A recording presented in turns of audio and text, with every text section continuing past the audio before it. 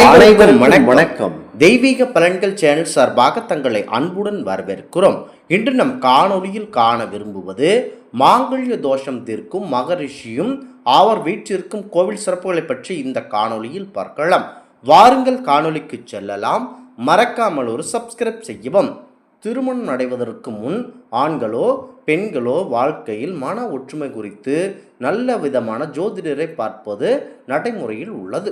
ஒரு சில தோஷங்கள் திருமணத்திற்கு தடையாக இருந்து அந்த ஆண் பெண் இருவர்களையும் வாழ்க்கை கேள்விக்குறியாக பாதித்து விடுகிறது அவர்களை என்பதற்காக நமது முன்னோர்கள் ஜோதிட சாஸ்திரப்படி நாடி மணமக்களின் திருமண உறவு சிறக்கவும் திருமணத்தில் உள்ள தடைகள் மற்றும் அவற்றின் தோஷங்களை அகற்றவும் பரிகார பூஜை மற்றும் தெய்வீக பூஜை வேள்விகள் என்று சில நடைமுறைகள் மூலம் தம்பதியரின் வாழ்வை இனிமையாக்க முயற்சி செய்து கொண்டார்கள் என்பது உண்மைதான்.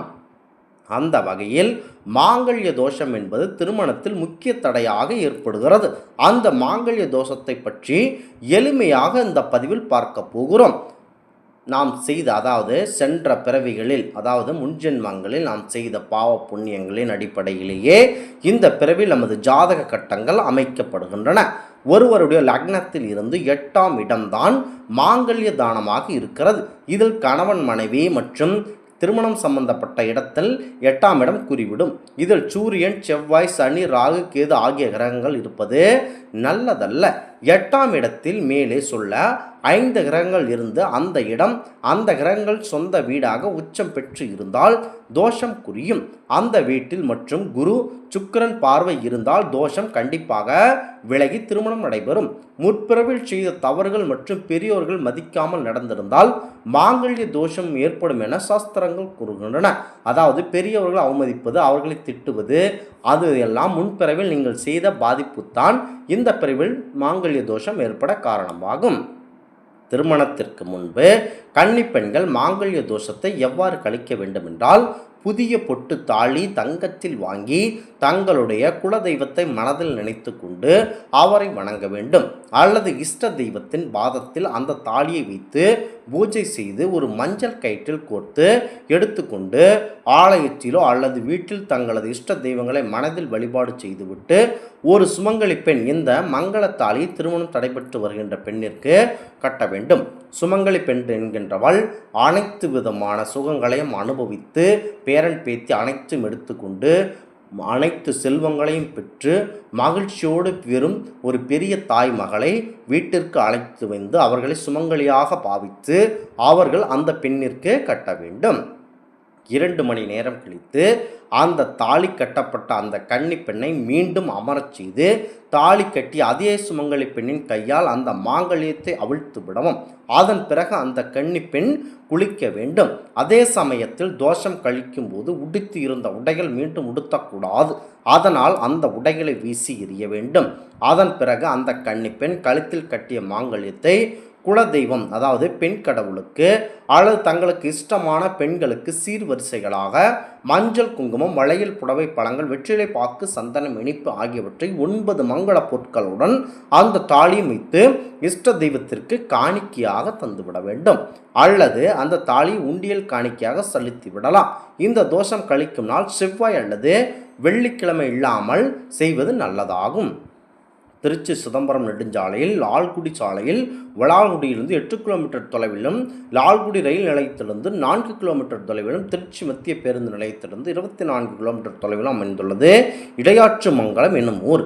இங்கு அருள்மிகு மங்களாம்பிகை உடனுரை மங்களாசீஸ்வரர் சுவாமி திருக்கோவில் மாங்கல்ய தோஷம் போக்கி திருமண பாக்கியத்தை தந்தருளும் பரிகாரத்தலமாக விளங்குகிறது. மாங்கல்ய மகரிஷி என்பவர் இந்த கோவில் சிவபெருமானை நோக்கி கடும் தவம் புரிந்து காலையிலும் மாலையிலும் சிவபூஜை செய்து வழிபட்டார். அவருக்காக பரம்பல் சிவபெருமான் திருக்காட்சி தந்தரு அருளினார். மகரிஷியின் வேண்டுகோளுக்கிணங்க திருமண பாக்கியம் வேண்டி தன்னை நாடி வரும் பக்தர்களுக்கு அந்த வரத்தை இங்குள்ள சிவபெருமான் தந்தருளுவதாக நம்பிக்கை தெரிவித்தார். இந்த தலத்தில் மாங்கல்ய மகரிஷி தவம் செய்யும் கோலத்தில் அமர்ந்தபடி காட்சியளிக்கிறார்.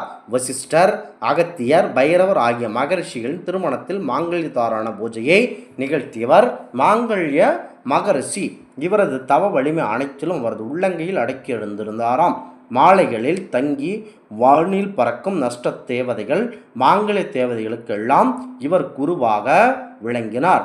திருமண பத்திரிகையில் மாங்கல்யத்துடன் மாலையில் பறப்பது போன்ற தேவதைகளை பார்த்திருப்போம். அந்த தேவதைகளை திருமணத்திற்கு அனுப்பி அவர்களுக்கு ஆசிர்வாதத்தை மாங்கல்ய மகரிஷி ஆள்குளார் என்பது ஐதீகமாகும். திருமணத்திற்கான சுபமுகூர்த்த நேரம் அமிர்த நேரம் என்பார்கள். இந்த நேரத்தில் இவர் யாரும் அறியாமல் சூட்சும வடிவில் இடையுற்றாது மங்களத்தில் உள்ள மங்களேஸ்வரரை வணங்கி மாங்கல்ய வரம் தரும் சக்தி அதிகப்படுத்தி கொள்வாராம். உச்ச நட்சத்திரத்தன்றோ அல்லது வேறு எந்த நாளிலோ இடையற்று மங்களம் கோவிலுக்கு வந்து மங்கள மகரிஷியை மங்களேஸ்வரர் மங்களாம்பியை வேண்டிக் கொண்டால் தடைப்பட்ட திருமணம் விரைவில் நடந்தேறும். மேலும் உத்திர நட்சத்திரக்காரர்கள் தங்களுக்கு ஏற்பட்ட தோஷங்களையும் நீக்கவும் இன்னல்கள் அகலவும் தங்கள் நட்சத்திரத்தன்று இந்த கோவிலுக்கு வந்து சுவாமி அம்மன் மங்கள மகரிஷியை மனமுருக பிரார்த்தனை செய்து வழிபட்டால் தோஷம் நீங்கத்துடன் சந்தோஷம் பெருகும் என்பது ஐதீகமாகும்.